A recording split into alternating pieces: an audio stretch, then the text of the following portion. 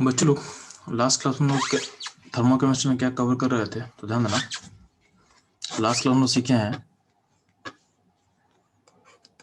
Delta H, किसी भी reaction का डेल्टा एच को कैसे फाइंड करना होता है एंड डेल्टा यू को कैसे फाइंड करना होता है।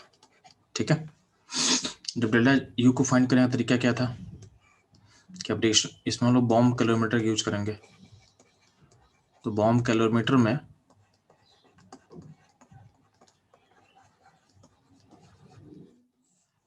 जो क्यू होगा वही आपका डेल्टा यू के बराबर होगा।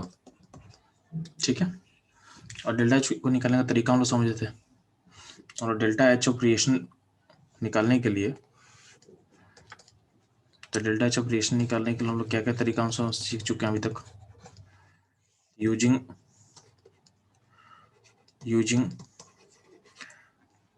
डेल्टा एच ऑफ फॉर्मेशन,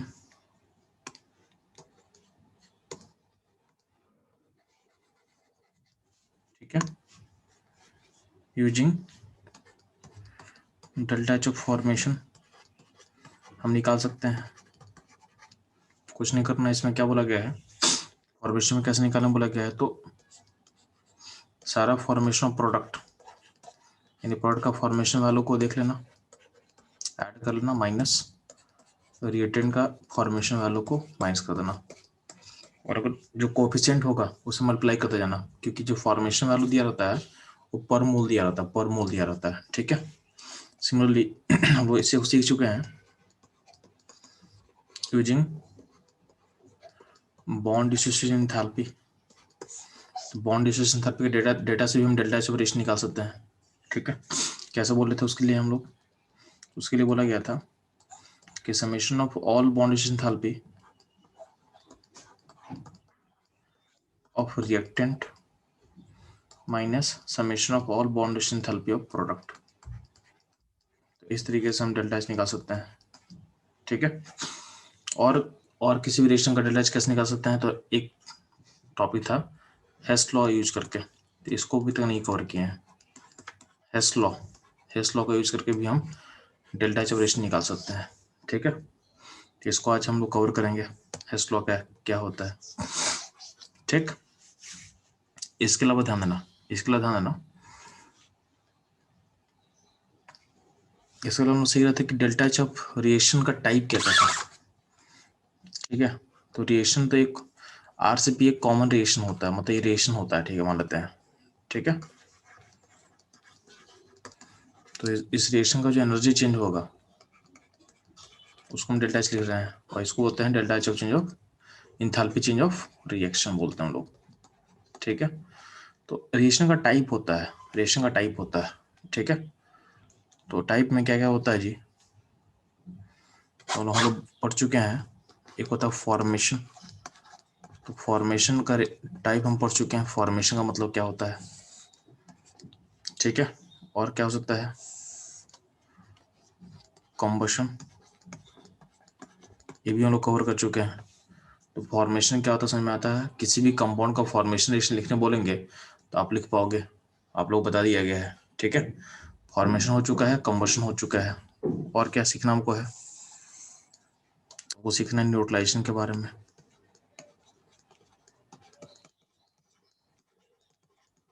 ठीक है, और सीखना हमको एटमाइजेशन के बारे में।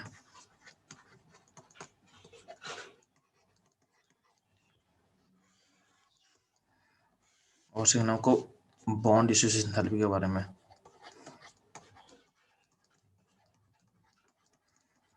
Bond dissociation enthalpy. ठीक है, और रिएक्शन टाइप क्या था, और बेसिकली होता है फेज चेंज। तो फेज चेंज के अंदर बहुत सारा टाइप हो सकता है, जैसे क्या हो सकता है, फ्यूजन, फ्यूजन बोल दे या मेल्टिंग बोल दे, वेपराइजेशन,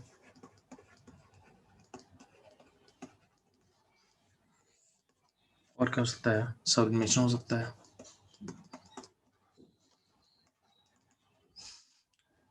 ठीक है, वेपराइजेशन का उल्टा हो सकता है कंडेंसेशन हो सकता है। फ्यूजन का उल्टा क्या हो सकता है? फ्रीजिंग हो सकता है। फ्यूजन का उल्टा क्या होगा? फ्रीजिंग होगा। ठीक है, तो इन सब के बारे में हमको जानना है। तो सबका एक टाइप होता है, सबका डेफिनेशन बहुत इंपॉर्टेंट है। जैसे आपको फॉर्मेशन में क्या बोला था, आपको रिकैप कर देते हैं। फॉर्मेशन मतलब क्या होता है, तो चलो एक एग्जाम्पल लेके चलते हैं आपको सामने। ठीक है, तो फॉर्मेशन लास्ट क्लास में पढ़ चुके हैं। तो फॉर्मेशन में बोला गया था, एग्जाम्पल मान लेते हैं कि मेरे को एक कंपाउंड को फॉर्म करना है। कंपाउंड क्या आपके पास है? CCl BrFI।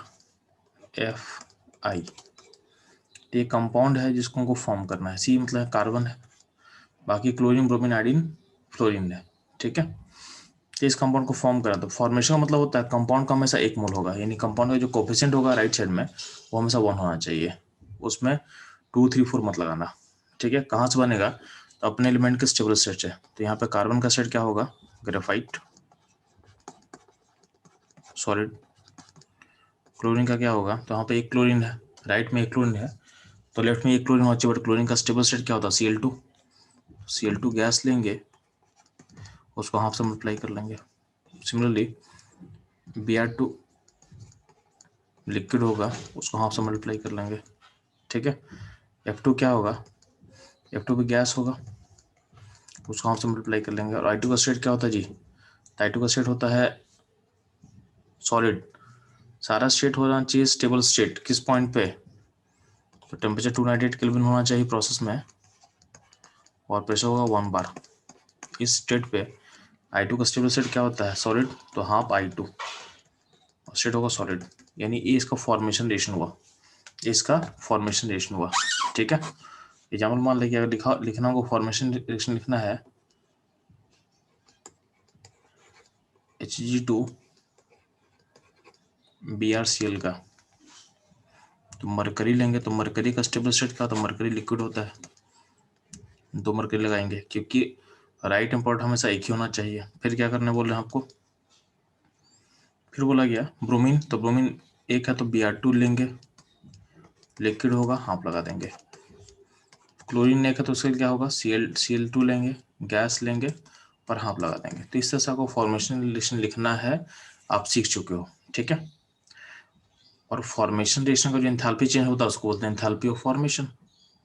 Enthalpy of formation, तो फॉर्मेशन रिएक्शन का जो एंथैल्पी चेंज है, यानी उसकी एंथैल्पी ऑफ रिएक्शन को हम बोलते हैं एंथैल्पी ऑफ फॉर्मेशन। सिंपल सा चीज था।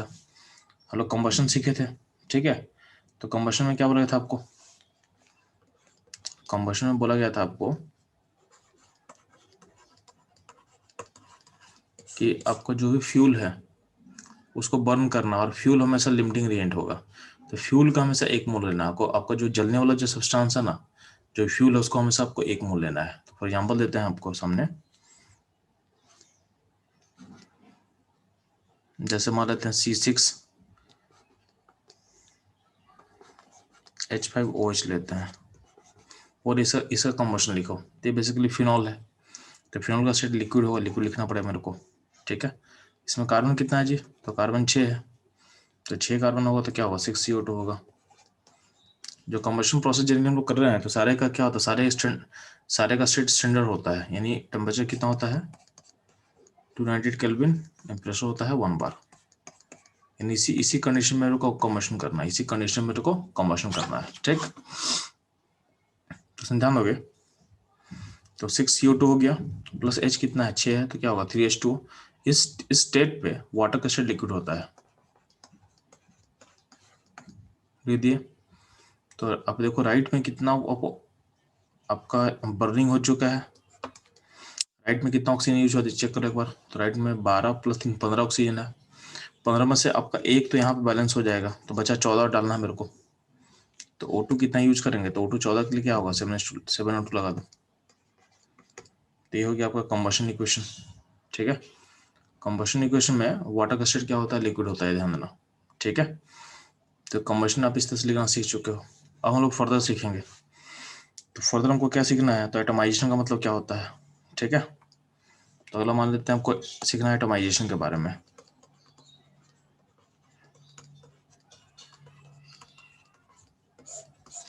ठीक है, तो एटमाइजेशन वाला सीखना है, तो ध्यान देना आप।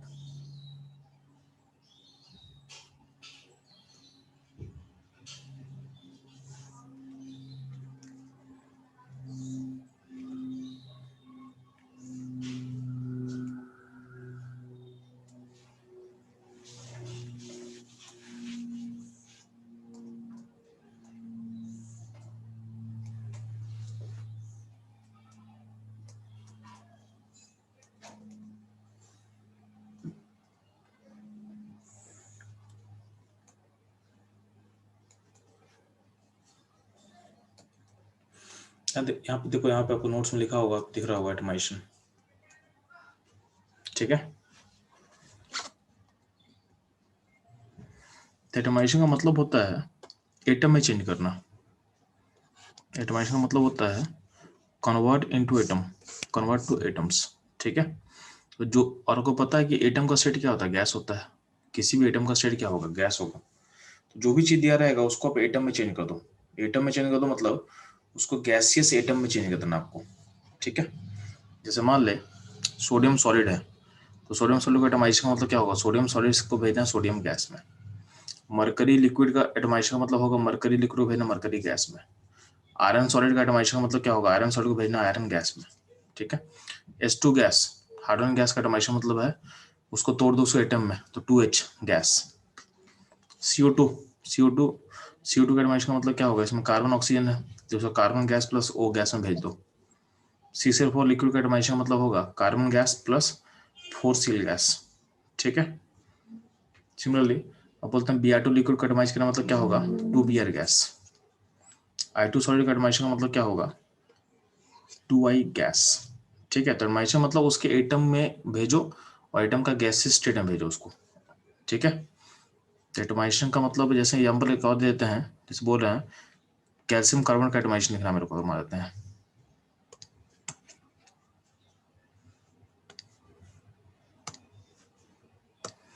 मान लें कि हमको कैल्शियम कार्बन का एटमाइज करना है,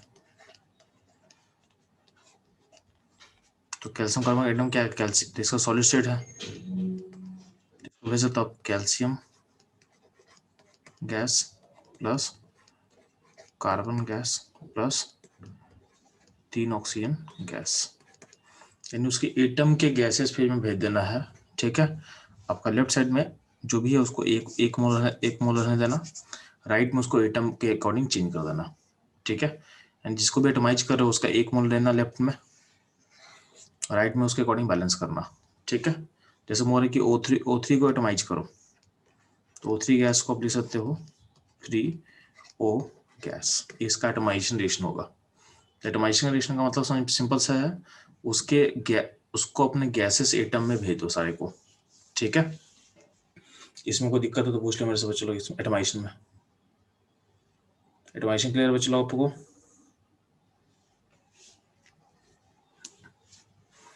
कृष्ण प्रिया, अन्वेषा, कोई दिक्कत है बच्चा एटमाइजेशन प्रोसेस में? No sir. ठीक है, तो एटमाइजेशन नो सर।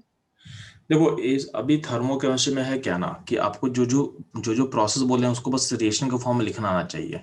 बोलेंगे एटमाइजेशन कार्बन का मतलब क्या होगा, तो कार्बन का स्टेट क्या होता है, सॉलिड होता है, तो कार्बन का एटमाइजेशन मतलब कार्बन सॉलिड से कार्बन गैस, ये होता है एटमाइजेशन का मतलब।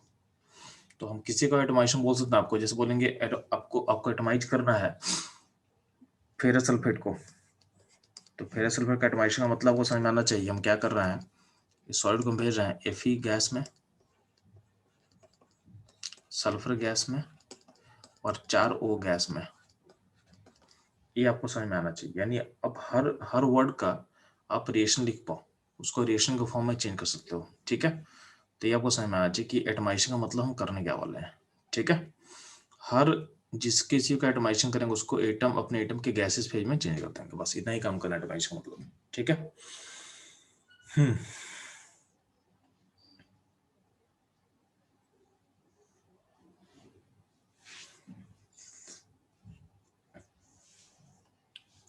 ठीक है। अब देखो एक क्वेश्चन होता है कि सब्लिमेशन और एटमाइजेशन सेम होता है क्या, तो देखते हैं सब्लिमेशन एटमाइजेशन सेम होता है कि नहीं होता, उसको देखते हैं हम लोग, ठीक है। सब्लिमेशन का मतलब क्या होता है, सॉलिड से भेजते हैं कहाँ, गैस में, ठीक है। और एटमाइजेशन का मतलब सेम होता है क्या, तो वहाँ पे हल्का सा डिफरेंस है, अभी आपको हल्का सा बता दे रहे हैं। जैसे मान ले फॉर एग्जाम्पल देख ले, जैसे मान लो I2 का स्टेट क्या है, सॉलिड है, तो इसको एटमाइज करना तो क्या मतलब, इसका मतलब 2I गैस होता है, ये होगा एटमाइजेशन मतलब। और इसको सब्लिमेशन करें तो क्या होगा, तो लिखेंगे I2 गैस लिखेंगे। तो यहाँ पे हल्का सा कोई डिफरेंस दिख रहा होगा। सब्लिमेशन का मतलब क्या है, सॉलिड से बस गैस भेजना है, एटमाइजेशन का मतलब है कि गैस में भेजेंगे प्लस एटम में भेजेंगे, एक्स्ट्रा काम करेंगे। गैस में खाली भेजेंगे नहीं, एटमाइजेशन का मतलब क्या है, उसको एटम में भेजेंगे हम लोग, ठीक है। बट सब्लिमेशन में ऐसा नहीं होता है कि एटम में भेजना है हमको। जैसे बोलेंगे आपको सब्लिमेशन करना है कैल्शियम कार्बोनेट का, तो इसका सब्लिमेशन का मतलब क्या होगा, इसका सॉलिड से इसका गैस। ठीक है, मतलब थोड़ा सा डिफरेंस होता है, दोनों सेम नहीं होता है। ठीक है, इसको आगे और ज्यादा क्लियर हो जाएगा चीज। ठीक है, तो आप लोग का एटमाइजेशन क्लियर हो गया। नेक्स्ट मूव करते हैं हम लोग। एटमाइजेशन समझ में आया, एटमाइजेशन क्या होता है, तो ध्यान देना। तो हम लोग का एटमाइजेशन क्लियर हो गया, तो हम लोग क्या क्या खत्म कर चुके हैं, देख लो फिर से। फॉर्मेशन हो चुका है अपना, कंबशन हो चुका है, एटमाइजेशन हो चुका है। ठीक है, अगला अगला हम लोग मूव करते हैं फेज चेंज पे। तो फेज चेंज पे पहले बात कर लेते हैं। ठीक है, तो फेज चेंज में fusion, vaporisation, sublimation, condensation, freezing का मतलब क्या होता है, तो ध्यान देना।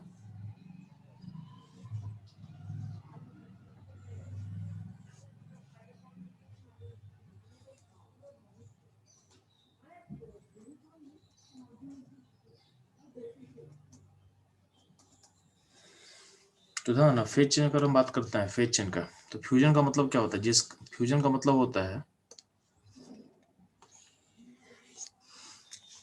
जिस किसी का भी सॉलिड होगा उसको चेंज करना लिक्विड में। जैसे ए है, तो फ्यूजन का मतलब होगा सॉलिड से भेजेंगे लिक्विड में, और कुछ नहीं करेंगे। क्या करेंगे, सॉलिड को भेजेंगे लिक्विड में। तो ए है तो ए का सॉलिड से ए लिक्विड। सोडियम का फ्यूजन मतलब सोडियम सॉलिड से सोडियम लिक्विड। आयरन का फ्यूजन मतलब आयरन का सॉलिड एसिड से आयरन का लिक्विड सेट। H2 का फ्यूजन मतलब H2 मतलब हाइड्रोजन का सॉलिड से हाइड्रोजन का लिक्विड। CO2 का फ्यूजन मतलब CO2 लिक्विड सॉलिड से CO2 लिक्विड। CCl4 का फ्यूजन का मतलब क्या होगा, CCl4 सॉलिड से CCl4 लिक्विड। ठीक है, फ्यूजन का बस मतलब होता है उसको सॉलिड से उसको लिक्विड में भेजना, बस और कुछ नहीं करना है। तो फ्यूजन का मतलब ये हो जाएगा सॉलिड से लिक्विड। ठीक, इसी में अगर फ्रीजिंग होगा, मान लेते हैं फ्रीजिंग, तो फ्रीजिंग रिवर्स होता है। फ्रीजिंग क्या होता है, फ्यूजन का रिवर्स होगा। तो फ्रीजिंग का मतलब क्या होगा, लिक्विड से सॉलिड, लिक्विड से सॉलिड, उल्टा सोच लो आप। जिसको भी फ्रीज करना उसके उसके लिक्विड से उसके सॉलिड में, ये हो जाएगा आपको फ्रीजिंग, ये हो जाएगा आपको फ्रीजिंग प्रोसेस। ठीक है, नेक्स्ट होता है देखो वेपराइजेशन प्रोसेस में क्या करना आपको। तो वेपराइजेशन बहुत सिंपल है, आपको लिक्विड से आपको वेपर में चेंज करना है। जैसे ए लिक्विड से ए गैस। सोडियम का वेपराइजेशन का मतलब क्या होगा, सोडियम का वेपराइजेशन मतलब क्या होगा, सोडियम लिक्विड से सोडियम गैस। आयरन का वेपराइजेशन का मतलब क्या होगा, तो आयरन का वेपराइजेशन का मतलब होगा आयरन लिक्विड से आयरन गैस। हाइड्रोजन का वेपराइज करना मतलब होगा H2 लिक्विड से H2 गैस। CO2 लिक्विड से CO2 गैस, यानी लिक्विड से गैस भेजना, ये होगा वेपराइजेशन प्रोसेस। ठीक है, वेपराइजेशन का उल्टा क्या होगा, कंडेंसेशन।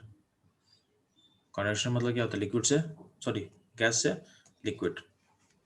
तो जिस किसी को कंडेंस कर रहे हो तो उसका गैस से उसका लिक्विड। जैसे बोल रहे हैं कि हमको लिखना है CCl4 का कंडेंसेशन रिएक्शन, तो क्या होगा, CCl4 गैस से CCl4 लिक्विड, CCl4 गैस से CCl4 लिक्विड।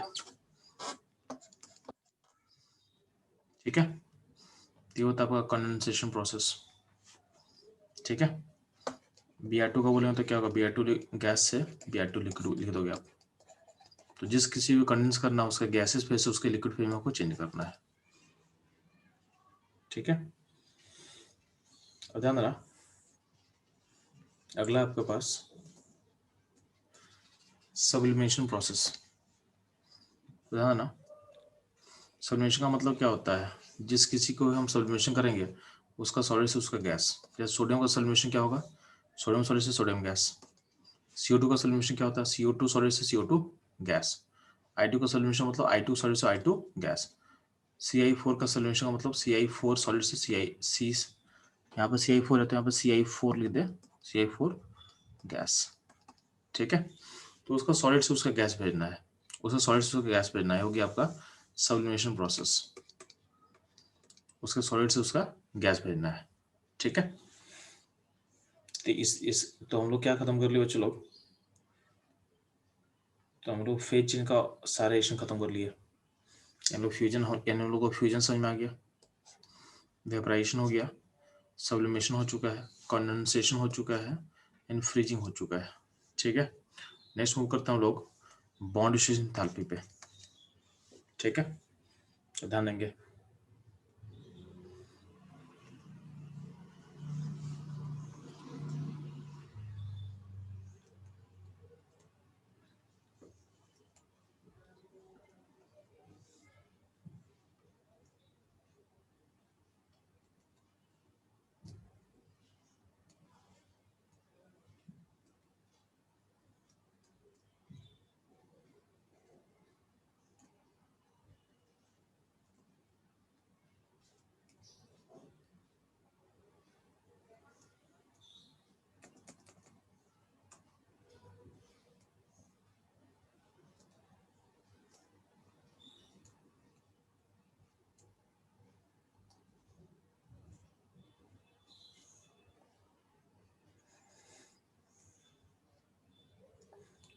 ध्यान दोगे, हम लोग बात करते हैं एटमाइजेशन और सब्लिमेशन का, तो कहाँ पे कॉमन होता है ध्यान देना।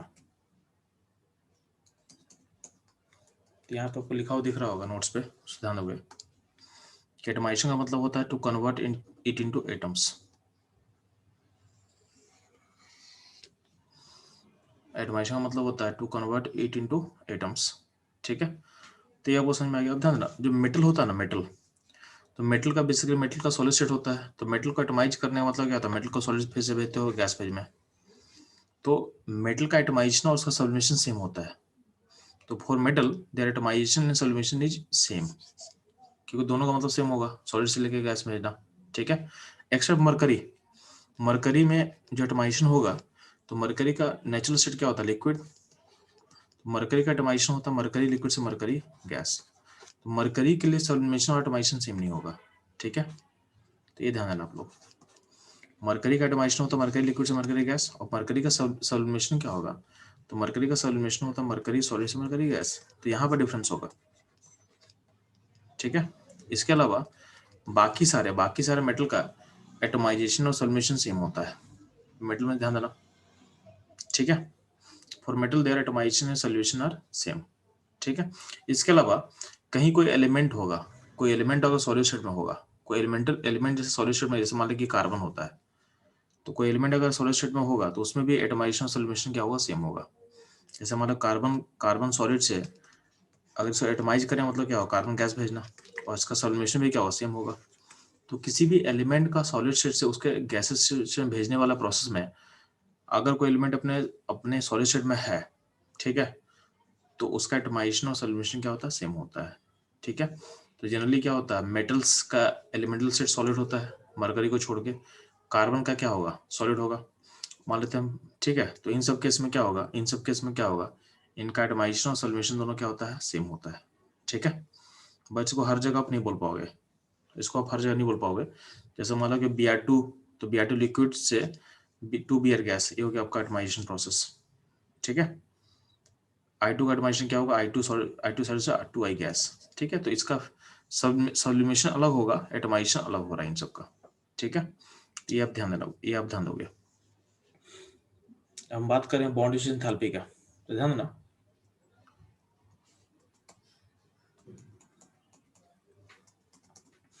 तो जब बात करते हैं बॉन्ड डिस्ट्रीब्यूशन एंथैल्पी का, तो अगर आपके पास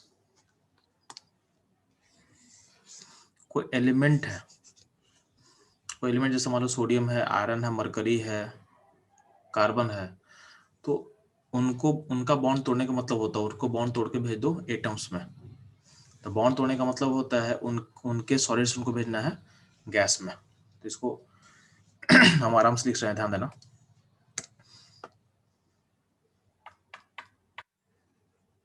तो ये मेरा फोकस है बॉन्ड डिस्ट्रीब्यूशन एंथैल्पी। क्या है, बॉन्ड डिस्ट्रीब्यूशन एंथैल्पी।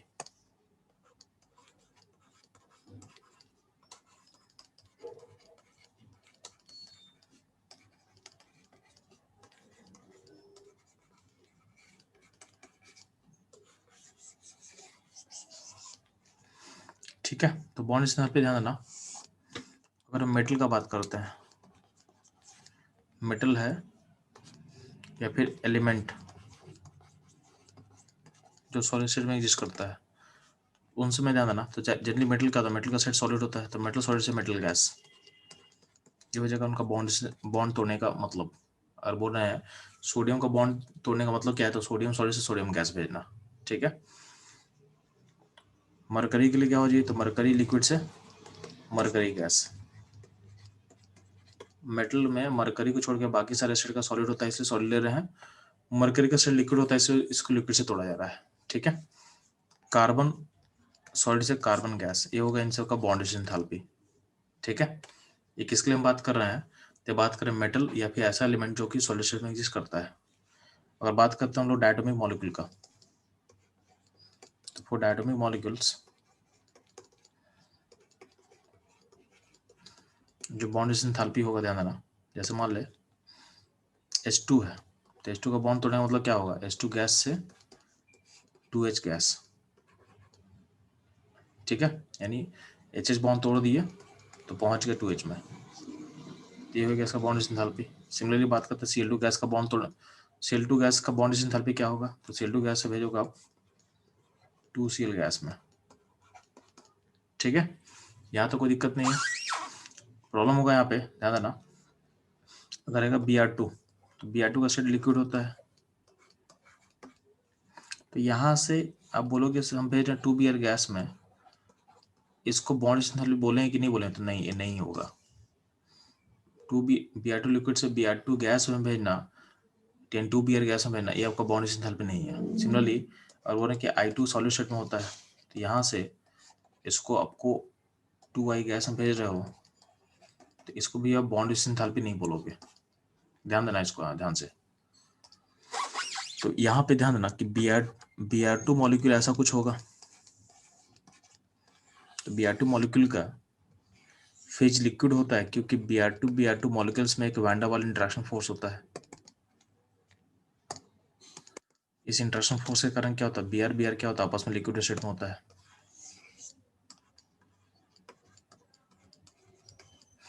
तो पहला काम क्या होगा कि अगर मान लो कि आपको बॉन्ड तोड़ना है ना, तो आपको कौन सा बॉन्ड तोड़ना है, तो आपको ये बॉन्ड तोड़ना है ना, इसको तोड़ना है ना कि इसको तोड़ना है। ठीक है। आपका बॉन्ड एंथैल्पी मतलब Br का बॉन्ड तोड़ना है। ठीक है। उसमें इस बॉन्ड के बारे में कोई बात नहीं किया गया, ये बॉन्ड मेरे काम का नहीं है, ये वैन डर वाल इंटरेक्शन है। तो बॉन्ड तोड़ने का मतलब जो रेड कलर से मार्क किया हुआ, हमको Br का बॉन्ड तोड़ना है, ना कि इसका बॉन्ड तोड़ना है। तो जब इसका बॉन्ड तोड़ना है, तो पहले इस जो ब्लू कलर से मार्क किया हुआ है, जो मार्क किया जो बॉन्ड है, जो वैन डर वाल इंटरेक्शन फोर्स है, वो तुम्हारे काम का नहीं है। ठीक है। इसका मतलब Br2 लिक्विड को पहले का अगर पहले वैन डर वाल फोर्स को ब्रेक करते हो ना, तो ये क्या जाता है, Br2 गैस में जाएगा। यानी यहाँ पे जो आप एनर्जी दे रहे हो, वो हो रहा है वेपराइजेशन प्रोसेस। क्या हो रहा है, वेपराइजेशन प्रोसेस। ठीक। तो ये डेल्टा एच वेपराइजेशन कर रहे हो आप। ठीक है। और यहाँ पे जब Br2 गैस पहुंच गया तो बॉन्ड तोड़ोगे ना, तो उसको बोलते हैं हम लोग, तो इसको बोलेंगे delta H of bond enthalpy. यानी यहाँ पे बॉन्ड टूट रहा है आपका। ठीक है। और को डायरेक्टली यहाँ से यहाँ पहुंचा देगा, तो ये बेसिकली एक क्या प्रोसेस है, तो ये प्रोसेस एटमाइजेशन प्रोसेस है। इसको बोलोगे एटमाइजेशन प्रोसेस। ठीक है। तो आपको अगर बॉन्ड तोड़ना है, तो अगर कोई मॉलिक्यूल दिया तो मॉलिक्यूल का गैसेस स्टेट होना चाहिए।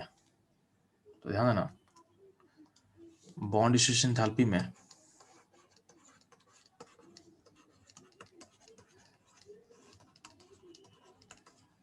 एंथैल्पी अगर हमको निकालना है,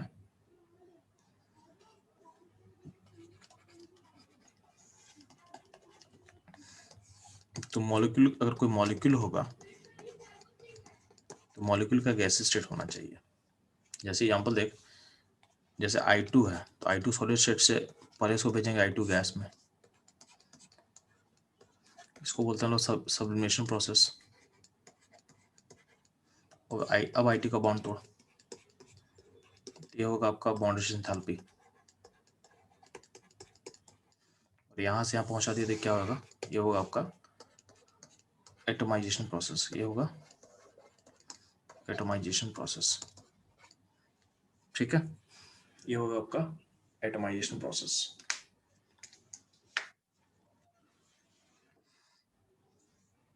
ठीक है। सिमिलरली हम बात कर रहे हैं अगर मान लें कि CCl4 होगा, ठीक है, तो अब ध्यान देना, यहाँ जो बॉन्ड तोड़ने में एनर्जी दे रहे हो ना, कौन सा एनर्जी है वाला, इस एनर्जी को बोला गया बॉन्ड डिस्टेंस एंथैल्पी। ये हो गया आपका डायटोमिक मॉलिक्यूल में कैसे करना समझ में आ रहा है आपको। अगर मान लेते हैं कि आपका मॉलिक्यूल पॉलीटोमिक, तो क्या काम करेंगे, तो ध्यान देना,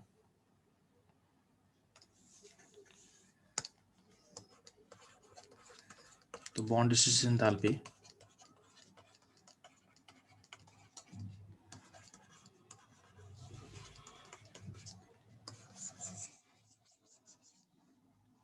ऑफ पॉलीटोमिक,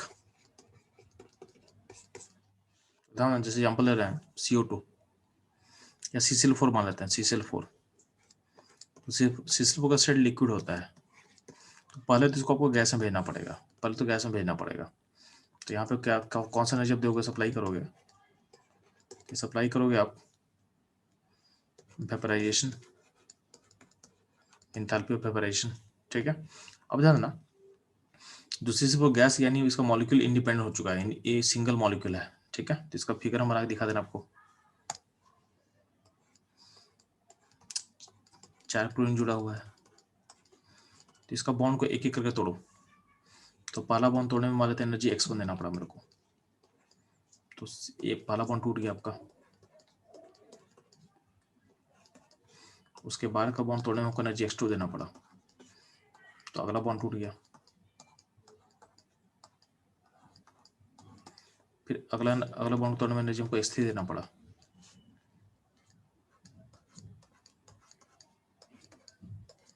और लास्ट बॉन्ड तोड़ने में एनर्जी हमको x4 देना पड़ा। तो x1 x2 x3 x4 देने पे आपका बॉन्ड सारा ब्रेक कर चुका है, ठीक है, यानी x1 x2 x3 x4 energy देने पे बॉन्ड सारा क्या होगा, ब्रेक कर चुका है। तो अगर पूछा जाएगा कि CCl4 में CCl का बॉन्ड डिस्टेंस एंथैल्पी क्या है, तो पॉलीटोमिक मॉलिक्यूल में होता क्या है कि अगर बोला जाएगा CCl का बॉन्ड डिस्टेंस एंथैल्पी क्या होगा, तो अब क्या करना, सारा बॉन्ड एनर्जी को जोड़ देना और उसका एवरेज निकाल लेना। सारा बॉन्ड डिस्टेंस एंथैल्पी सेम नहीं होता, अलग अलग आएगा, तो सारे का एवरेज हम को देना है, सारे का यानी बाई 4 कर देंगे, ठीक है। इसको सिंगल स्टेप में दिखाना हो तो आप ऐसे दिखा सकते हो कि CCl4 गैस से बॉन्ड तोड़ दिए तो बन गया carbon gas plus 4Cl gas बन चुका है, और इस पूरे प्रोसेस में हम एनर्जी दिए हैं, मान लेते हैं कि हम एनर्जी दिए हैं जेड एनर्जी दिया गया है, तो बॉन्ड डिस्टेंस एंथैल्पी का वैल्यू क्या होगा, तो bond distance enthalpy of CCl हो जाएगा Z/4, ठीक है। इस तरह से आपको सोचना है, ठीक है। तो आप लोग बॉन्ड डिस्टेंस एंथैल्पी क्लियर हुआ, कैसे क्या करना होता है, इसमें कोई डाउट है आप लोग को, कोई दिक्कत है तक में,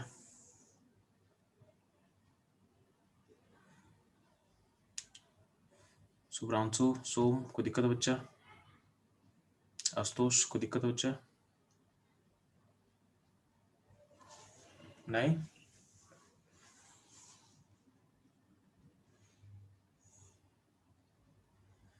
ठीक है, ठीक है। तो आप लोग को बॉन्ड डिस्टेंस एंथैल्पी समझ में आया कि बॉन्ड डिस्टेंस एंथैल्पी का मतलब क्या होता है।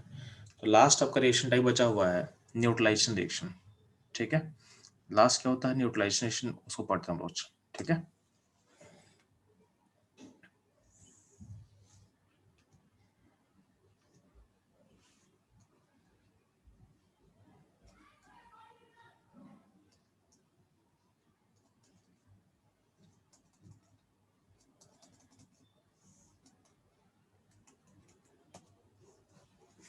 तो हीट ऑफ न्यूट्रलाइजेशन किसको बोलते हैं, ध्यान देना, हीट ऑफ न्यूट्रलाइजेशन किसको बोलते हैं, ध्यान देना।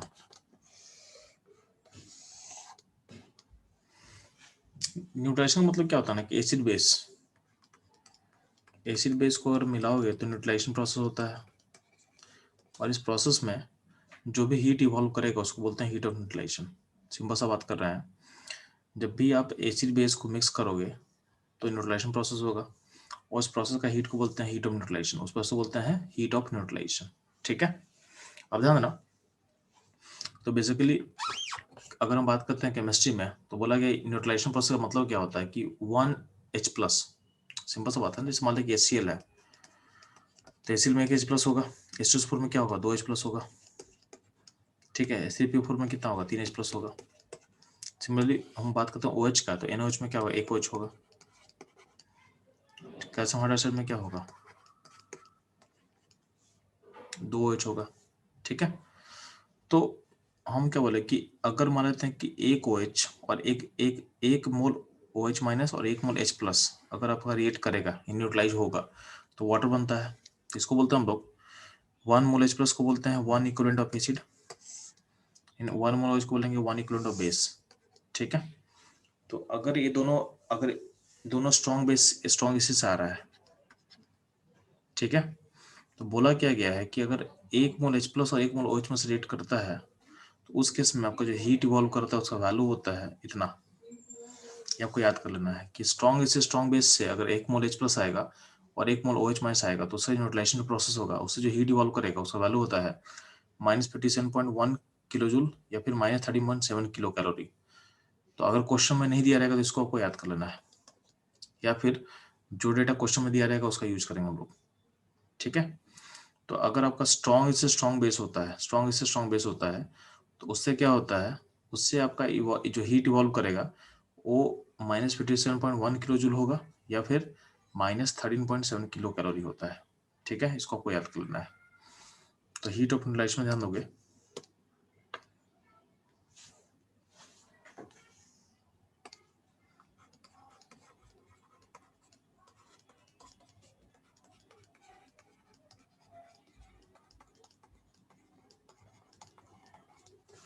कि अगर बोला गया कि 1H+ और 1OH यानी 1 मोल का हम बात कर रहे हैं, अगर रिएक्ट करेगा तो 1 वाटर बनता है, ठीक है, यानी 1 मोल वाटर बनेगा, उसका डेल्टा H को क्या बोला गया है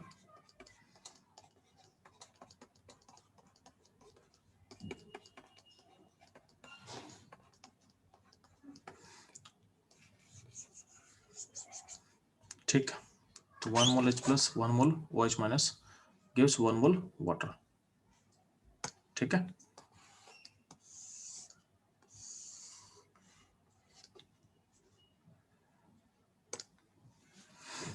ठीक है, अब ध्यान देंगे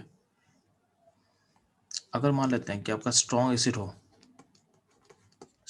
प्लस स्ट्रॉन्ग बेस हो, उसका भी एक मोल ले और उसका इसका 1 इक्विवेलेंट हो 1 इक्विवेलेंट का मतलब होता है 1 इक्विवेलेंट का मतलब होता है 1H+, हमेशा होता है 1H+, ठीक है।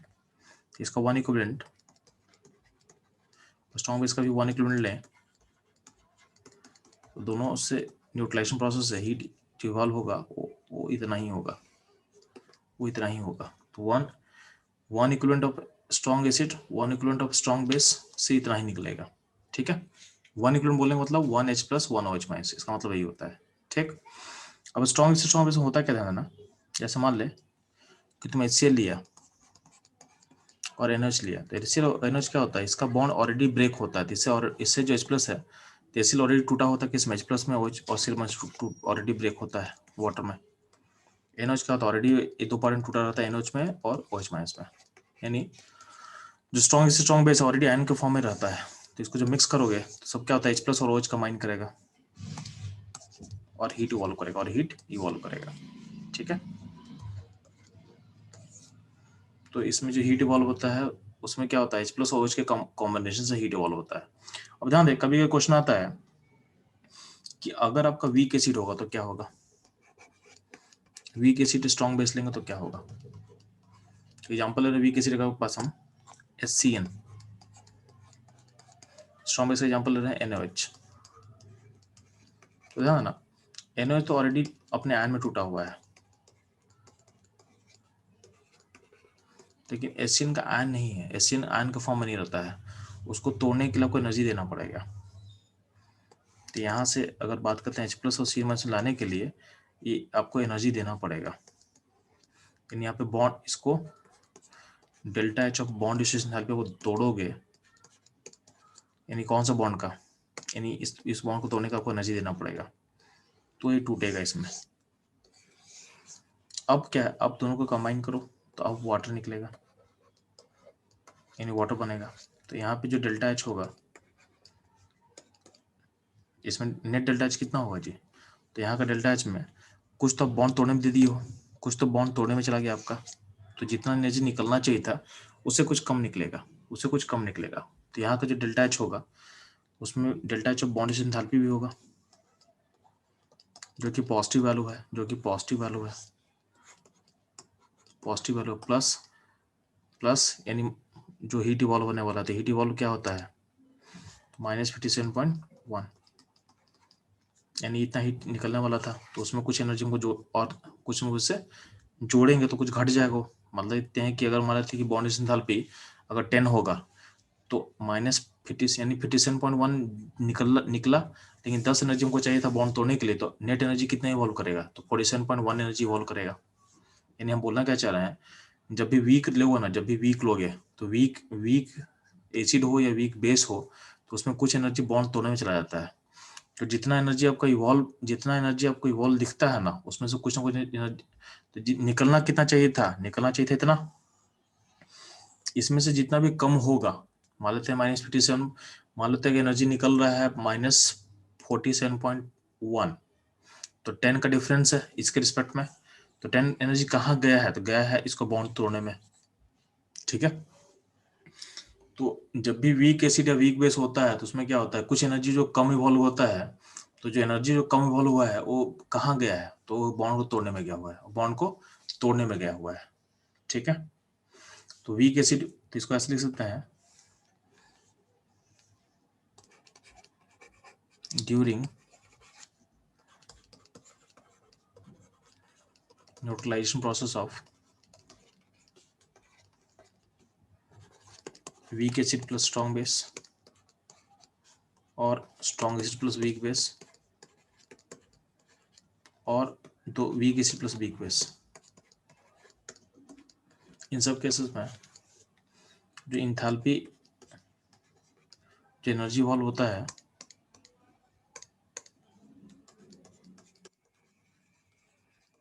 Energy evolve is less than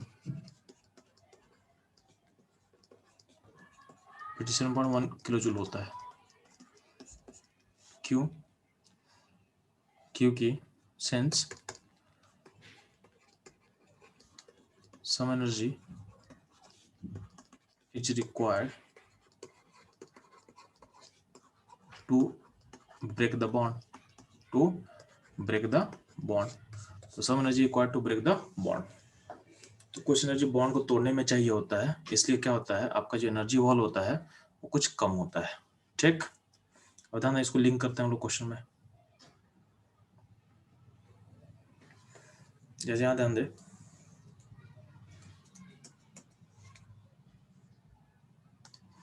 आपका NH4OH है और HCl है, तो यहाँ पे NH4OH वीक बेस होता है, तो वीक बेस है तो एनर्जी कुछ कम इवॉल्व होगा, तो एनर्जी इससे कुछ कम निकलेगा, जितना कम होगा उतना, मतलब 13.7 किलो कैलोरी से जितना एनर्जी कम होगा उतना ही एनर्जी कहाँ गया होगा, इसके बॉन्ड को तोड़ने में, इसके बॉन्ड को तोड़ने में, ठीक है। अब ध्यान देना, बाकी तो पता आपको। H2SO4 है, तो H2SO4 को अगर बोला जाए कि हम कंप्लीटली न्यूट्रलाइज कर रहे हैं, फुल्ली न्यूट्रलाइज कर रहे हैं स्ट्रॉन्ग बेस के साथ, स्ट्रॉन्ग बेस है, इसमें क्या 2 H+ निकलने वाला है, तो स्ट्रॉन्ग बेस का बेस भी 2 OH देगा, तभी तो न्यूट्रलाइजेशन होगा। तो यहाँ पे जो एनर्जी वॉल होगा डबल होगा, यानी 13.7 का डबल कर दे तो 27.4 किलो कैलोरी होगा, क्योंकि यहाँ पे H2SO4 को और फुल्ली आपको न्यूट्रलाइज करना है, तो मतलब उसका 2 H+ न्यूट्रलाइज करना पड़ेगा, ठीक है। 2 H+ न्यूट्रलाइज का मतलब क्या है, आपको बेस को भी बेस से भी 2 OH लेना पड़ेगा, ठीक है। तो ये आप सोच सकते हो। सिमिलर यहाँ दिया हुआ है, यहाँ पे दो एसिडिक है, यहाँ पे NH लिया हुआ है, तो दो एसिडिक H को न्यूट्रलाइज करने के लिए आपको एनर्जी डबल निकलेगा बाहर।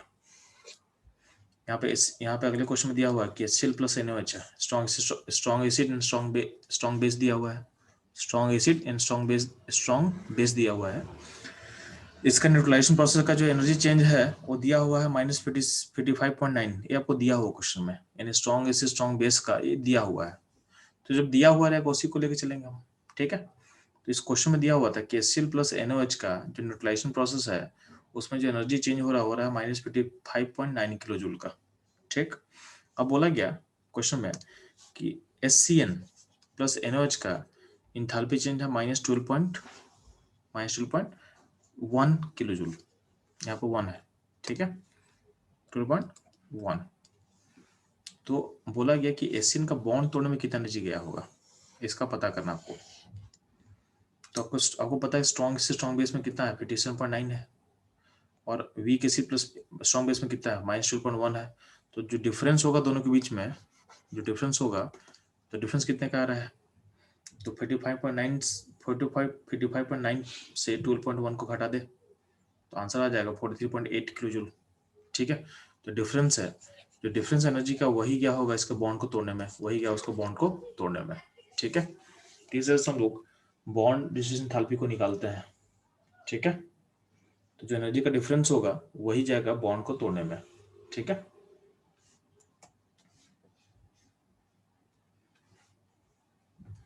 जैसे मान ले एक ऑक्जेलिक एसिड दिया हुआ होगा पास,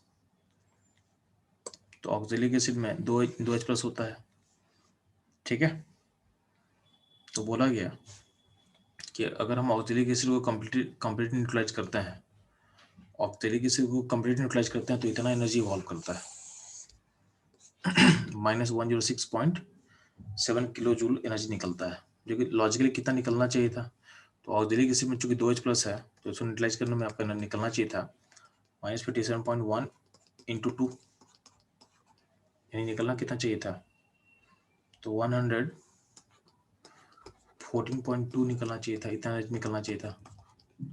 निकला कितना, निकला इतना है, निकला इतना है, यानी इससे कुछ कम निकला है। तो जितना कम निकला है वही क्या होगा उसका बॉन्ड को तोड़ने में। तो ऑक्सिलरी एसिड का दो H का बॉन्ड तोड़ने में कितना एनर्जी लगा होगा, तो डिफरेंस निकाल ले, डिफरेंस निकाल ले। तो 106.7 और 114.2 का डिफरेंस कितना होगा, तो 8.5 होगा। इसका मतलब ऑक्सिलरी एसिड को ब्रेक करने में, यानी ऑक्सिलरी एसिड का जो बॉन्ड होता है, H का बॉन्ड होता है, उसको तोड़ने में आपको 8.5 किलो जूल का एनर्जी देना पड़ा होगा, ठीक है।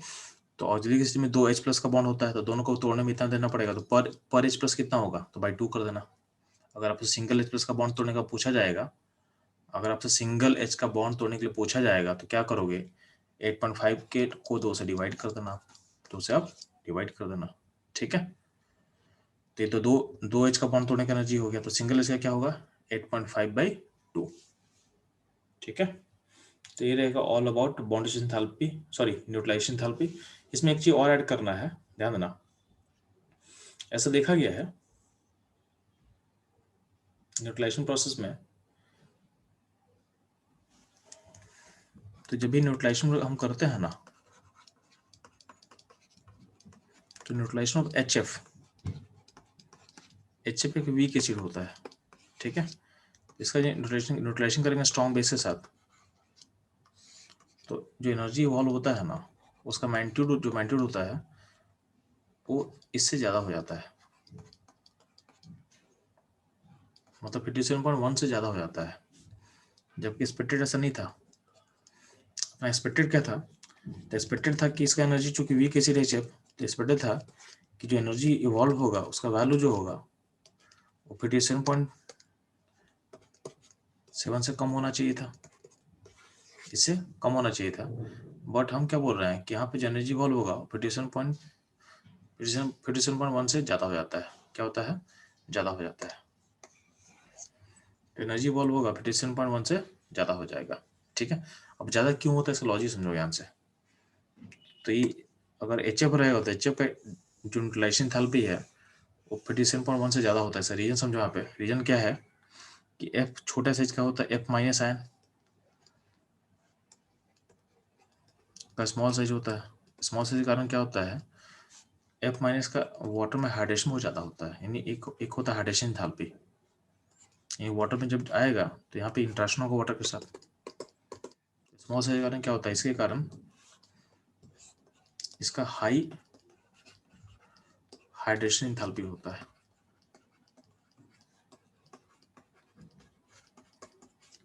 ठीक है, तो due to high hydration enthalpy of F minus ion आपका जो एनर्जी वॉल्व होगा 57.1 से ज़्यादा हो जाता है।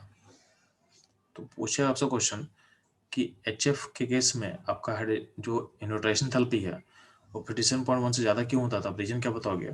क्योंकि F माइनस का साइज छोटा होता है, स्मॉल आयन के कारण इसका हाइड्रेशन इंथैल्पी ज़्यादा हाई हो मतलब काफ़ी हाई हो जाता है, इसलिए आपका जो नेट इवॉल्व एनर्जी है वो 57.1 को क्रॉस कर जाएगा, क्योंकि उसमें हाइड्रेशन इंथैल्पी का भी कंट्रीब्यूशन आ जाएगा, क्योंकि ये भी इसमें कंट्रीब्यूट करेगा, हाइड्रेशन इंथैल्पी उसमें कंट्रीब्यूट करेगा। ठीक है, तो ये आपको ध्यान देना है, आपको ये ध्यान देना है।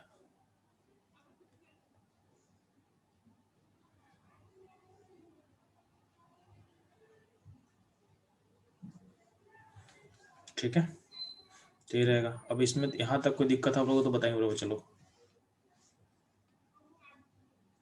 यहाँ तक प्रॉब्लम है न्यूट्रलाइजेशन तक में? आशुतोष, दिशा, कृष्णप्रिया, आद्या,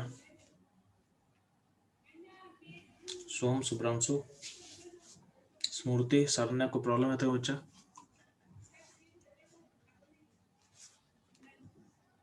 ठीक है, तो यहाँ तक कोई दिक्कत है आप लोग को?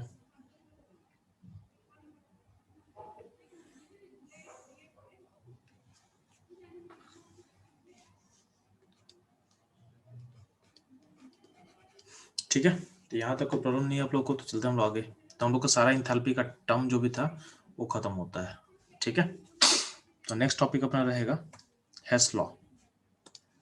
हेस लॉ,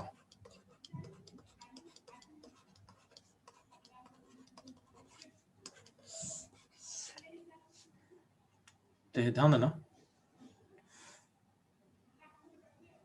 हेस लॉ पढ़ने से पहले ध्यान देना। और मान ले तेरे पास कोई रिएक्शन दिया हुआ है ए से बी, ए से बी का डेल्टा एच मान लेते हैं कि अगर -x है, तो अगर मान लेते हैं कि इस रिएक्शन को अगर हम मल्टीप्लाई करें किसी नंबर n से,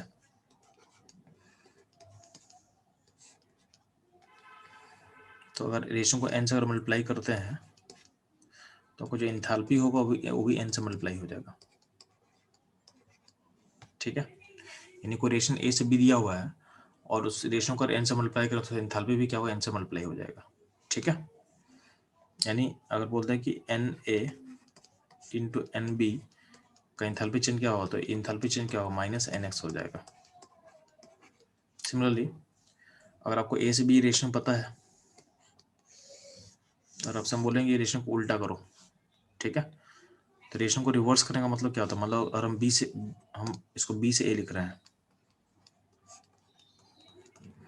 तो रिएक्शन को रिवर्स किया गया। रिवर्स करने का मतलब क्या होता है, केमिस्ट्री में अगर हम रिएक्शन को रिवर्स करें इसका मतलब होता है मल्टीप्लाई बाय -1। तो to reverse reaction multiply by -1। ठीक है, तो रिएक्शन को उल्टा करना मतलब क्या होता है, माइनस से मल्टीप्लाई करना। ठीक, तो इसका एंथैल्पी चेंज क्या हो जाएगा जी, तो इसका एंथैल्पी चेंज हो जाएगा x हो जाएगा। ठीक है, तो अगर आपको कोई लोग ऐसा बोलेगा कि हमको रिएक्शन को उल्टा भी करना है और उसको n से मल्टीप्लाई भी करना है, तो यहाँ पे दो ऑपरेशन होगा। मान लेते हैं कि b से हमको a भी करना है और इसको n से मल्टीप्लाई भी करना है, तो यहाँ पे दो काम कर रहे हो आप। रिएक्शन को उल्टा करना तो -1 से मल्टीप्लाई किए और फिर n से मल्टीप्लाई किए, तो यहाँ का एंथैल्पी चेंज क्या हो जाएगा, तो -1 से मल्टीप्लाई करें मतलब क्या हो, x हो जाएगा, और फिर n से मल्टीप्लाई करके क्या हो जाएगा, nx हो जाएगा।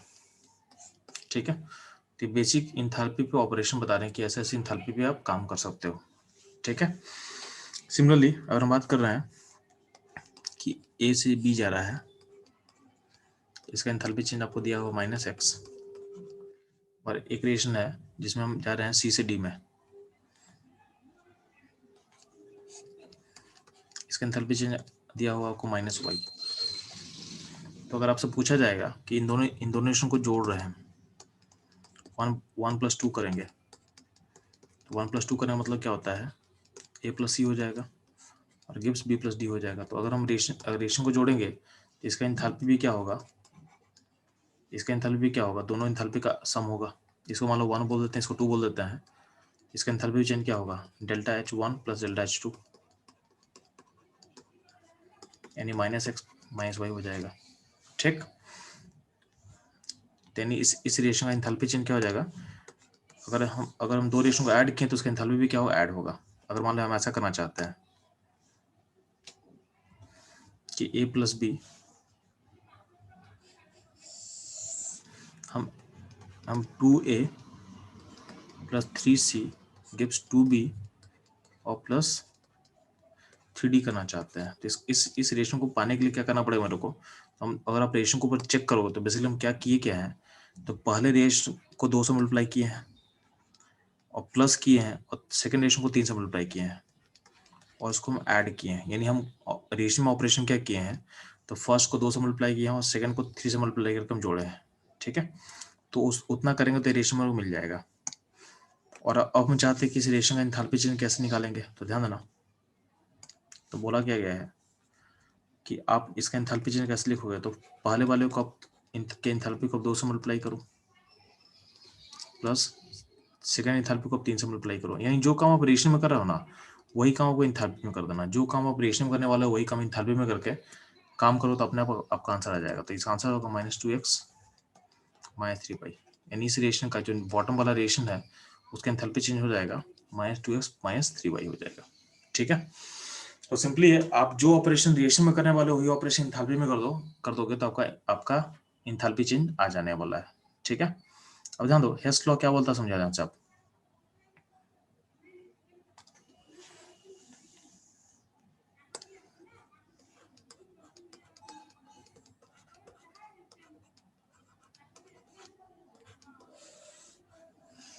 तो हेस्ट लॉ बोल रहा है कि अगर मान लेते हैं किसी Hess law basically energy conservation है। हेस्ट लॉ बेसिकली क्या है, एनर्जी कंजर्वेशन है।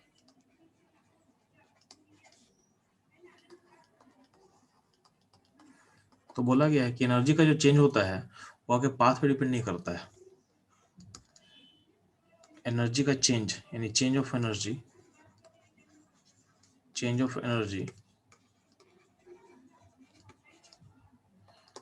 इज इंडिपेंडेंट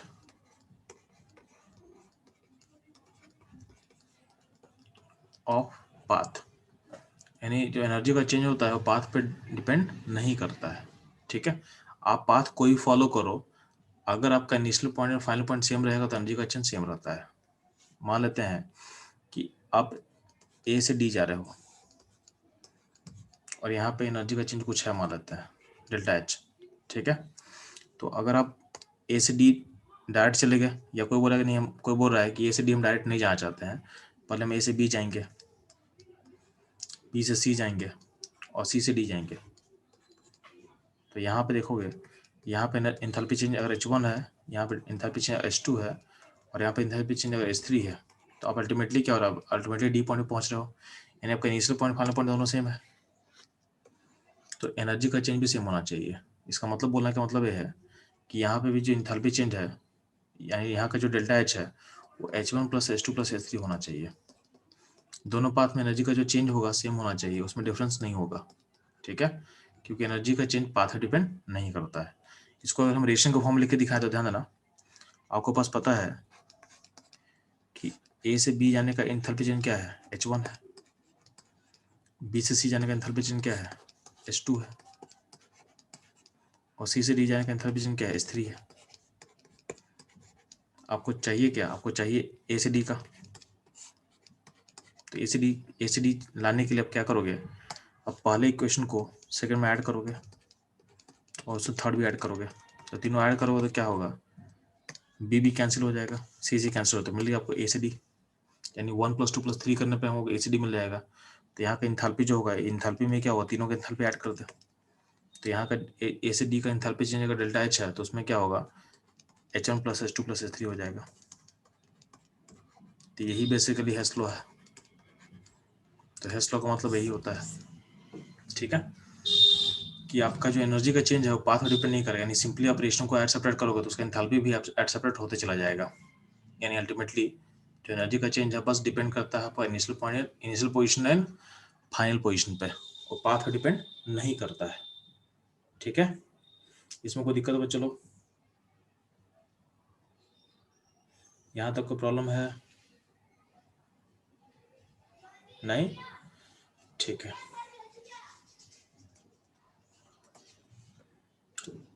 हेसो पे कुछ क्वेश्चन कर लेता हूँ लोग।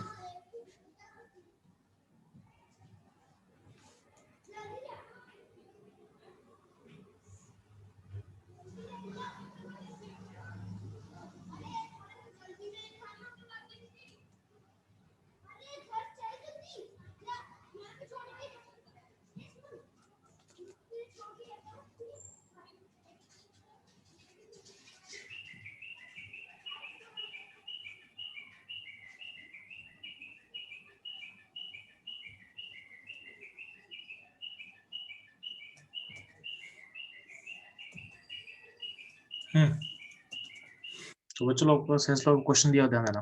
क्वेश्चन क्या दिया हुआ है, क्या आपके सामने पहला रिलेशन दिया हुआ है C plus half O2, C plus half O2 give CO, इसका एंथैल्पी चेंज x है, CO प्लस हाफ O2,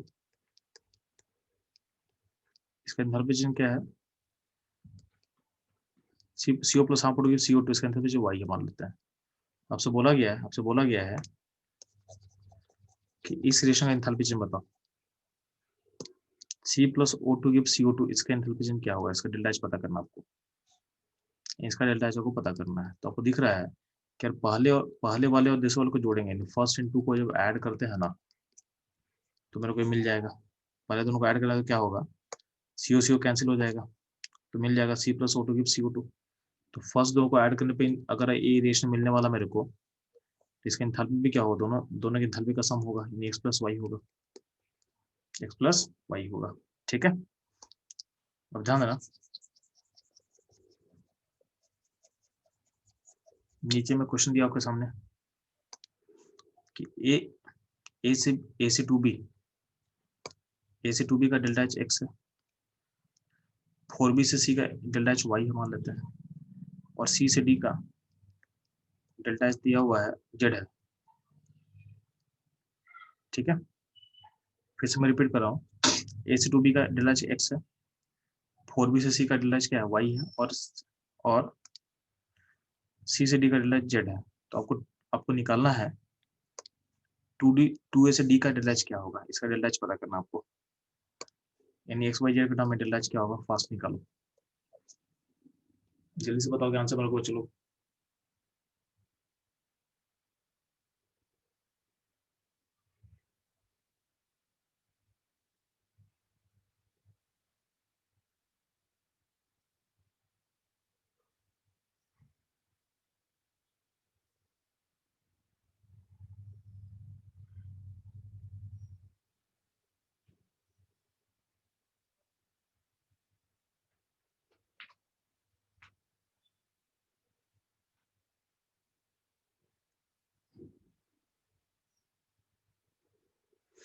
ध्यान दोगे, आप इसको कैसे सॉल्व कर सकते हैं।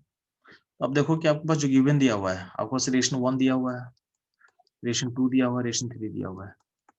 इन तीनों में क्या ऑपरेशन करेंगे कि आपको ये लास्ट मिल जाए। तो ध्यान देना, क्योंकि यहाँ पे लेफ्ट साइड में ए है, तो लेफ्ट साइड में है तो यानी आपका रिलेशन, और ए आपका रिलेशन में क्या फर्स्ट में है, तो यानी रिलेशन 1 में और ए में 2 मल्टीप्लाई किया होता है, इसका मतलब रिलेशन 1 को 2 से मल्टीप्लाई करो, प्लस आपका बी नहीं है, तो बी कब नहीं होगा, जब ए और बी को जब ऐड करोगे 2 से मल्टीप्लाई करने के बाद ए को, तो यानी फर्स्ट रिलेशन को जब 2 से मल्टीप्लाई करके ऐड करोगे सेकंड में, तो आपका बी कैंसिल हो जाएगा, तो चलो बी कैंसिल हो गया, ठीक है।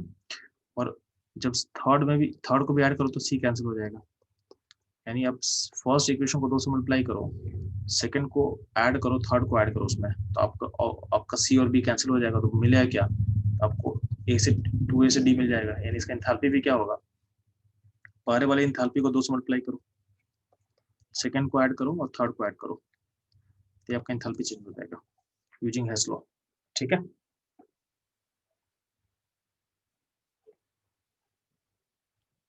तो ध्यान देंगे, नीचे क्वेश्चन और दिया हुआ उसको आप लोग सॉल्व करेंगे।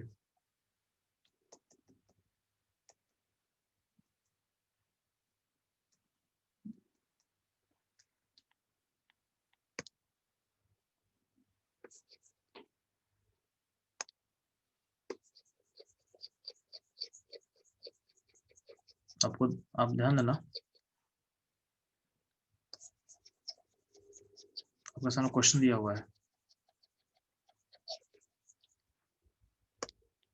4a plus 3b plus 3c gives 3d 4e, इसका एंथैल्पी चेंज x है, 3d से 2c का एंथैल्पी चेंज आपके पास y है, और 3b plus 2a gives f, इसका एंथैल्पी चेंज मान लीजिए z है।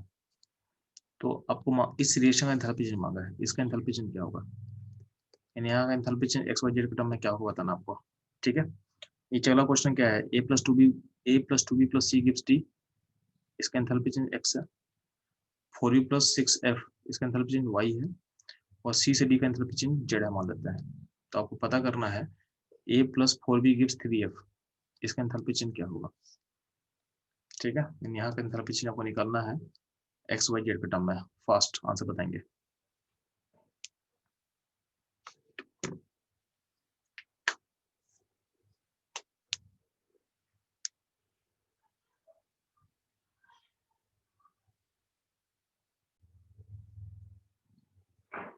तो बच्चे लोग जो पहला क्वेश्चन सॉल्व करें हम लोग, तो इस क्वेश्चन में ध्यान देना, आपको चाहिए यहाँ पे देखो a2 चाहिए, जब यहाँ पे a4 है, a4 है, ठीक है, यहाँ 4 है और यहाँ पे 2 है, इसका मतलब क्या होगा, फर्स्ट इक्वेशन में से थर्ड को माइनस करना पड़ेगा, तो आपको 2 मिल जाएगा, प्लस आपके पास f नहीं है, आपके पास f नहीं, आपके पास सॉरी आपके पास, हाँ इस इक्वेशन में f लेफ्ट साइड में है, आपके इसमें f लेफ्ट साइड में है, जिससे क्या होगा थर्ड को जब उल्टा करोगे तो आपको f मिल जाएगा लेफ्ट साइड में। ठीक है, और 3D चूंकि यहाँ पे d 3D यहाँ पे और 3D यहाँ पे है, तो दोनों को बस ऐड करना है, यानी सेकंड को बस ऐड कर देते हैं। ठीक है, लेकिन यहाँ ध्यान देना, यहाँ पे आपका यहाँ पे 3D है, तो अगर 3D को ऐड करो तो कैंसिल हो जाएगा, तो कैंसिल हो जाएगा। ठीक, तो कैंसिलेशन से बचने के लिए क्या करना पड़ेगा जी, एक सेकेंड, आपका यहाँ पे 2a है, ठीक है, और यहाँ पे f है, f का मतलब इस रिएक्शन को उल्टा करना पड़ेगा, तो -3 कर देंगे, कोई दिक्कत नहीं है। अब इसको उल्टा करेंगे तो और फर्स्ट वाले को ऐड कर देंगे, तो आपको 2 मिल जाएगा। ठीक है, आपका 3 भी हट जाएगा। अगर हम बात कर रहे हैं सी है कि नहीं है, सी यहाँ पे कहीं नहीं है, सी यहाँ पे कहीं नहीं है। ठीक है, तो सी को भी कैंसिल करना है, तो सी को कैंसिल करने के लिए यहाँ पे थोड़ा सा इसमें गड़बड़ किया हुआ है, यहाँ पे 4c होना चाहिए, इसमें 4c होना चाहिए।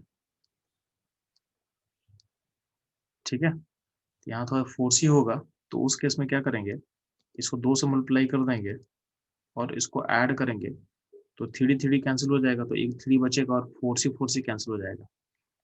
तो यहाँ पे 2 × 2 ये करना पड़ेगा हमको, यानी यहाँ पे चेंज होगा, एक 4c होगा। ठीक है, तभी आपका इक्वेशन यहाँ पाएगा, यानी ऑपरेशन आप क्या कर रहे हो, फर्स्ट को सेकंड में ऐड किए 2 से मल्टीप्लाई करके और -3 कर दिया, यानी क्या होगा, इसका एंथैल्पी चेंज क्या हो जाएगा, x + 2y - z, इसमें हो जाएगा। ठीक है, वाला क्वेश्चन में ध्यान देना, हमको चाहिए a + 4b, a + 4b, a + 4b कैसे होगा, तो a हमको यहाँ पे 1 है, यानी पहला रेशियो को सिंपली आप ऐड कर लो, 4b करना है तो यानी क्या करेंगे, हम रेशियो 2 को डिवाइड करेंगे 2 से और ऐड कर देंगे, तो 4b मिल जाएगा आपको। ठीक है, और आपको 3f भी मिल जाएगा, और जो c और d को दोनों को हटाना है, तो लास्ट जो थर्ड रेशियो को माइनस कर दे, जैसे सी और डी दोनों कैंसिल हो जाएगा, रिवर्स होगा तो दोनों कैंसिल हो जाएगा, इसका मतलब क्या है, x + y/2 - z ये हो जाएगा आपका इसका एंथैल्पी चेंज, आपको इसका एंथैल्पी चेंज। ठीक है,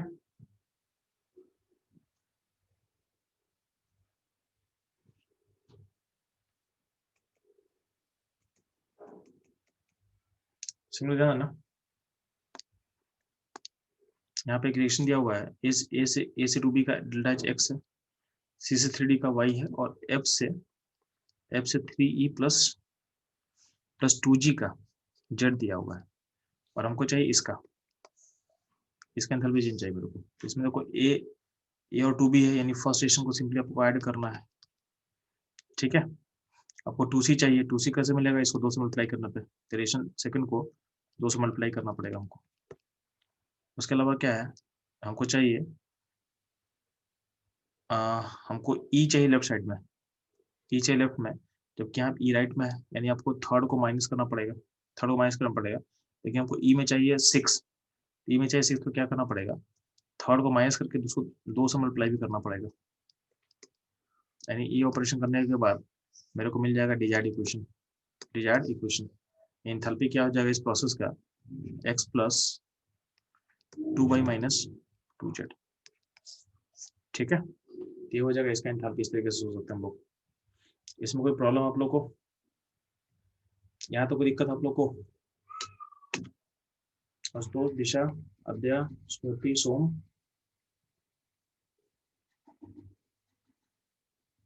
इसमें कोई प्रॉब्लम है? नहीं?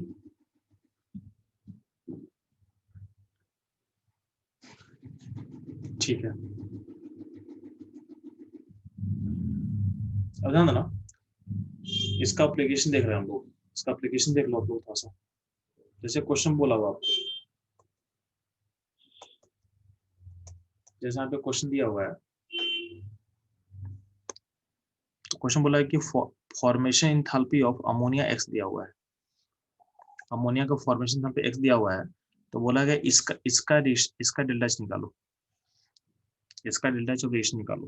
तो बहुत सिंपल सा है, अगर हमको फॉर्मेशन ऑफ अमोनिया एक्स दिया हुआ है और आपको पता है कि आपको निकालना किसका है, तो आपको निकालना है N2 plus 3H2 gives 2NH3, इस इक्वेशन का डेल्टा एच रेशियो निकालना है, ठीक है।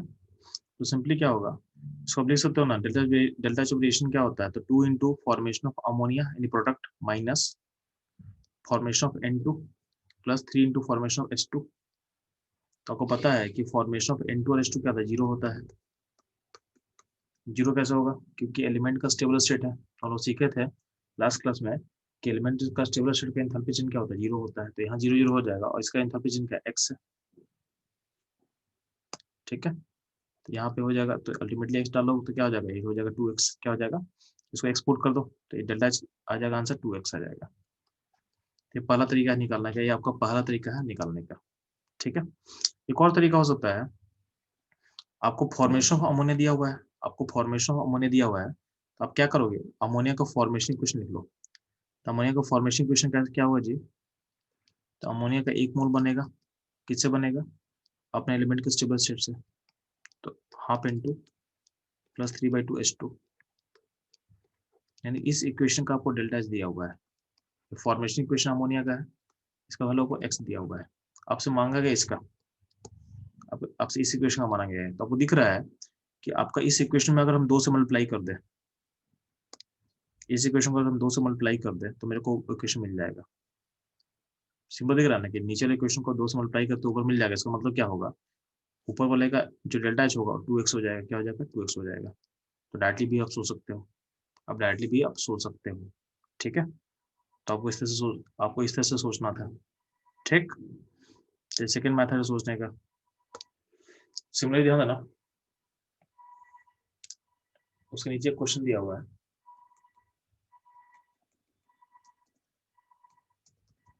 क्वेश्चन बस इतना ही है। क्वेश्चन में वो 3 का कंबशन दिया हुआ है, मिथानॉल, कार्बन, हाइड्रोजन, उसको हम लिख के दिखा देना अलग से।